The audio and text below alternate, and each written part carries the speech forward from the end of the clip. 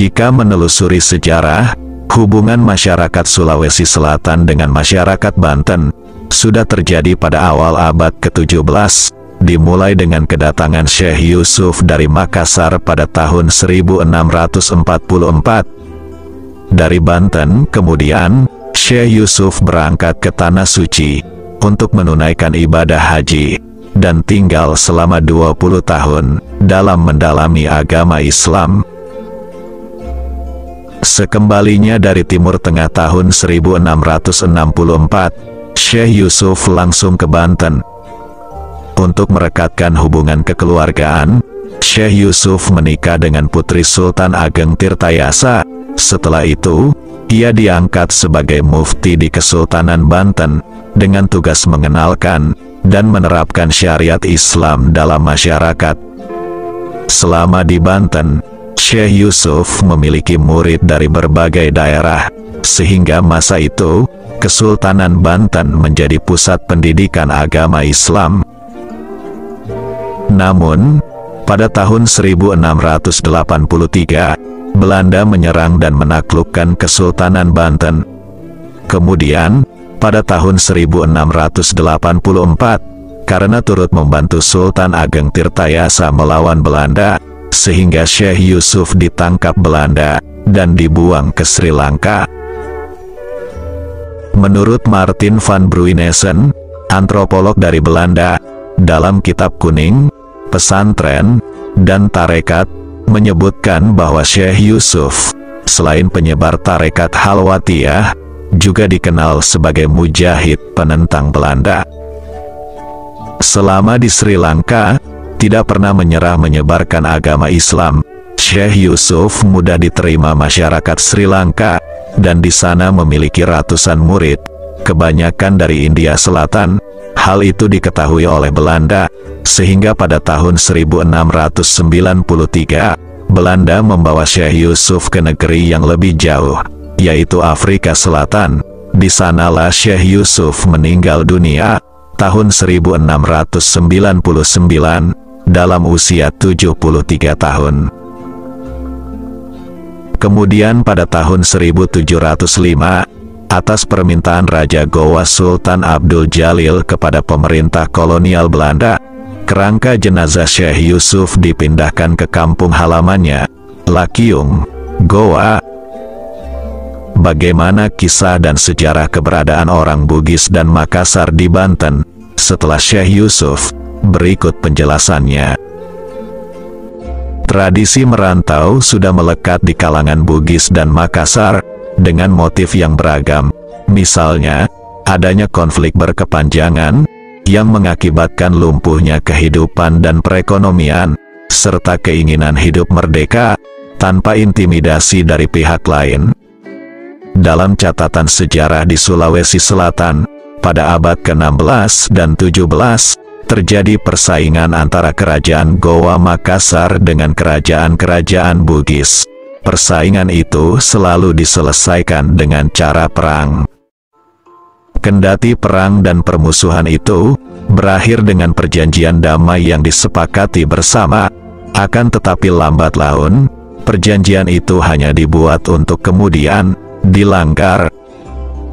Sementara itu, hubungan kerjasama antara Gowa dengan Portugis dalam urusan perdagangan dan pertahanan menjadikan kerajaan Gowa sebagai kekuatan besar di wilayah tengah dan timur Nusantara. Tapi sayang, dengan kekuatan yang dimiliki Gowa tersebut, justru digunakan untuk menguasai kerajaan-kerajaan Bugis tetangganya, utamanya kerajaan Bone, Sopeng, dan Wajo.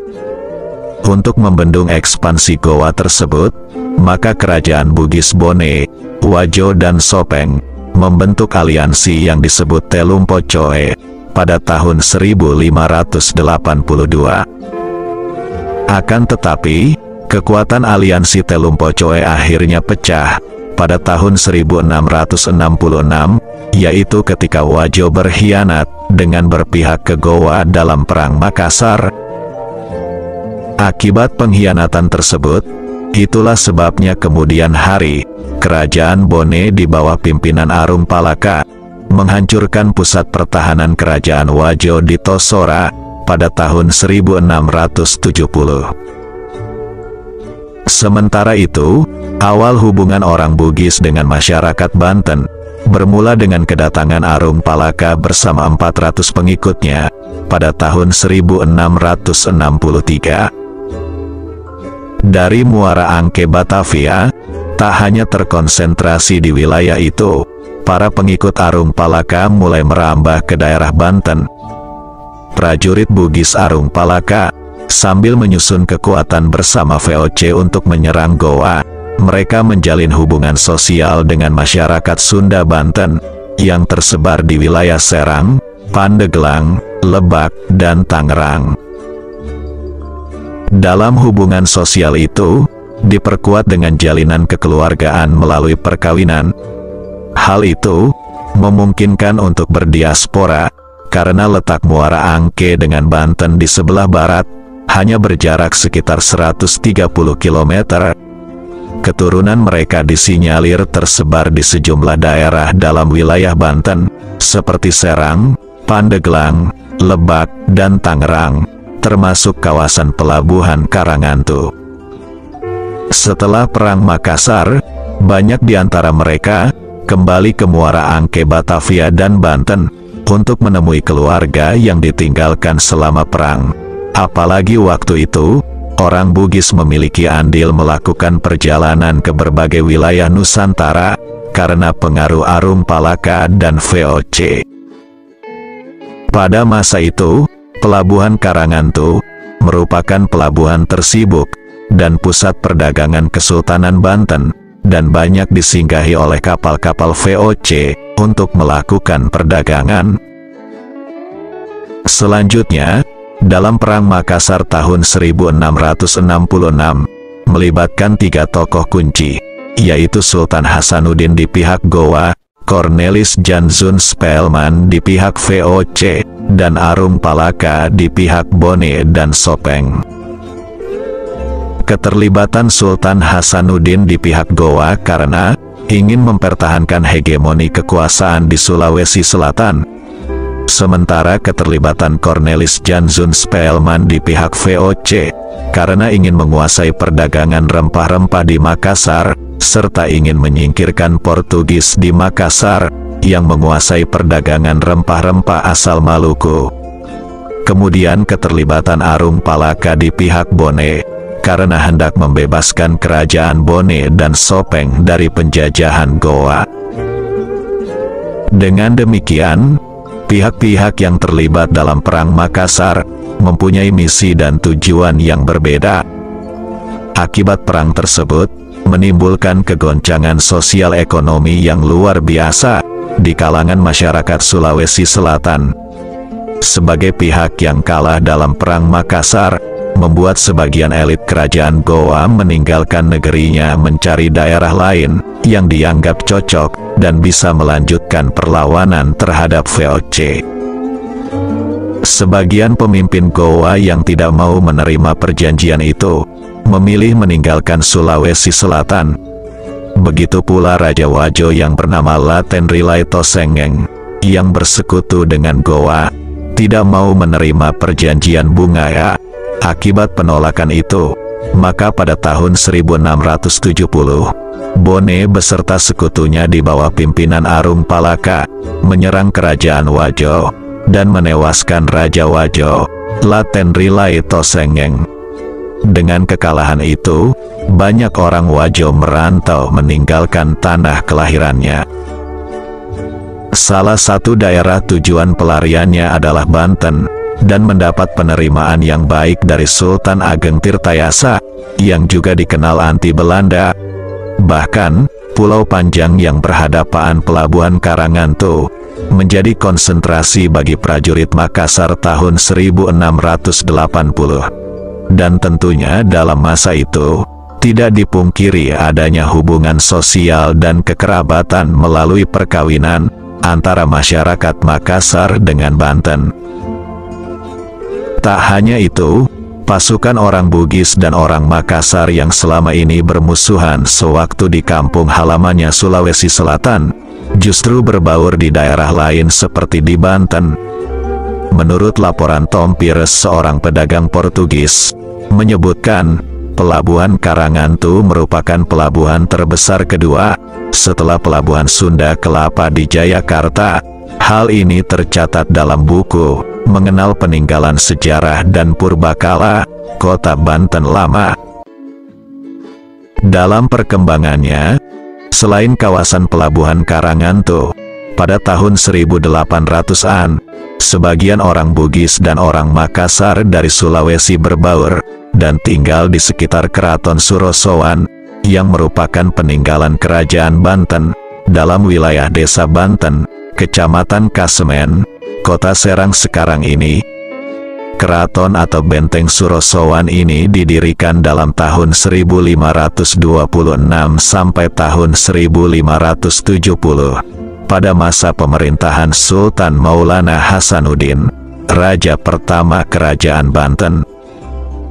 Sekarang Keraton Surosowan hanya berupa puing-puing reruntuhan, karena dihancurkan oleh Belanda pada tahun 1813. Berdasarkan data Volkstelling, atau sensus pemerintah kolonial Belanda tahun 1930, melaporkan bahwa ada 10.030 orang Sulawesi menuju Pulau Jawa, termasuk Banten. Dari catatan tersebut, dapat dibayangkan berapa banyak orang yang melakukan perjalanan keluar Sulawesi setiap tahunnya. Migrasi orang-orang Bugis ke wilayah Banten periode selanjutnya terjadi pada masa pemberontakan DITII tahun 1950 sampai tahun 1965. Pergolakan yang berlangsung selama 15 tahun tersebut menghancurkan sendi-sendi perekonomian, serta menciptakan ketakutan dan kecemasan bagi masyarakat Bugis di Sulawesi Selatan. Wilayah pergolakan dan pertempuran tidak hanya di Sulawesi Selatan tapi juga di sejumlah daerah Sulawesi Tenggara. Pergolakan ini melibatkan pasukan Tentara Nasional Indonesia dengan pasukan DITII pimpinan Kahar Muzakar. Pengikut Kahar Muzakar bukan hanya dari pejuang kemerdekaan dan masyarakat sipil, tapi juga ulama. Mereka bergerilya keluar masuk hutan. Penculikan terjadi di mana-mana. Rakyat tidak bebas melakukan aktivitas mencari nafkah, sehingga menimbulkan trauma yang sangat serius. Dalam keadaan seperti itu, memaksa orang Bugis untuk meninggalkan kampung halamannya. Mereka memilih merantau. Salah seorang saksi hidup mengisahkan, dulu ketika masa gerombolan DITII di Sulawesi, sepertinya sudah tidak ada kehidupan, karena peperangan yang melibatkan pemberontak dan tentara, membuat penduduk harus lari masuk hutan, karena rasa takut.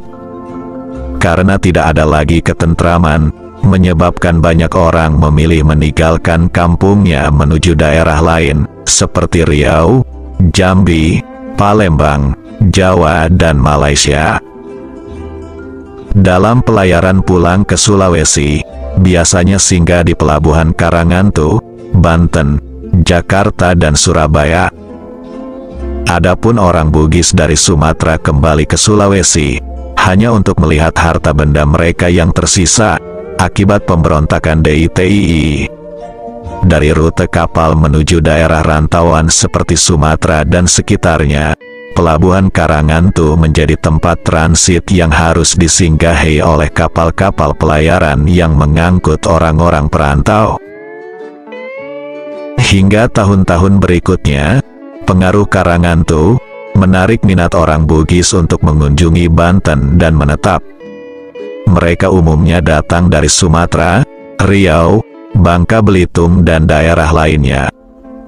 Seiring berjalannya waktu, orang Bugis semakin memperjelas identitas mereka dengan memberi nama tempat yang terdapat di muara Sungai Cibanten dengan nama Kampung Bugis. Bagaimanapun, orang Bugis tidak dapat dipisahkan dari Banten dalam bingkai budaya, sosial, ekonomi dan politik, sebagai identitas keberagaman di Banten. Keberadaan orang Bugis di Banten hingga saat ini merupakan bentuk adaptasi dalam berbagai hal, termasuk dalam membangun Banten.